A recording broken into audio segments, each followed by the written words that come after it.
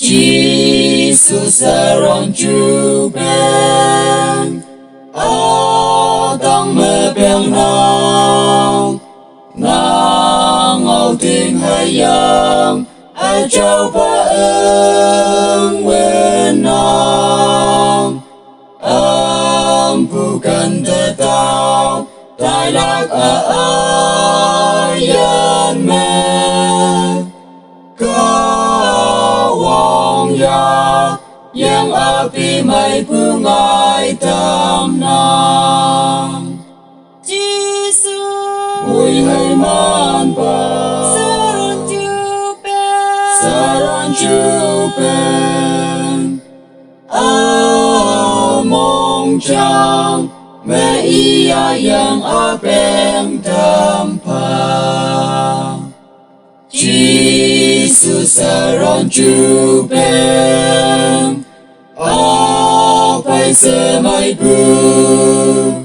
ca thuộc JUPEANG lan yo mẹ sẽ mai bu ba nhi chạy sẽ yên ma tâm nang xếp châu ba tơ sọc tâm pa JESU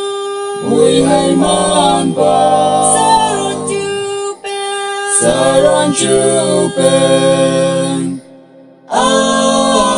mong chang mẹ ia yang apeng tampa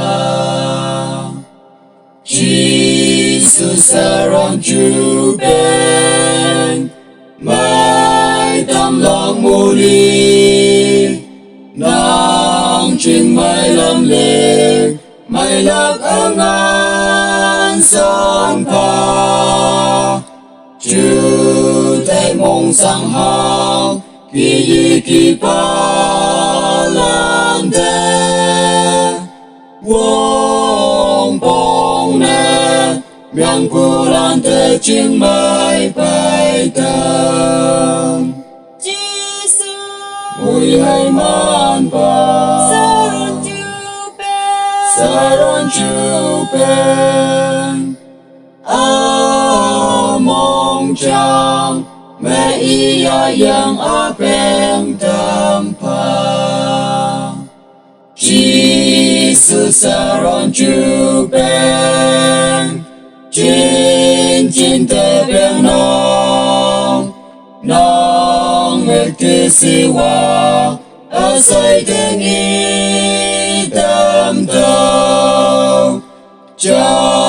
lan asai nong mẹ hay lo ke lạc yung hoàng nam sông mẹ mẹ man kem JESU Ui hay man ba SHARON JUPEANG mong chang mẹ ia yang apeng tampa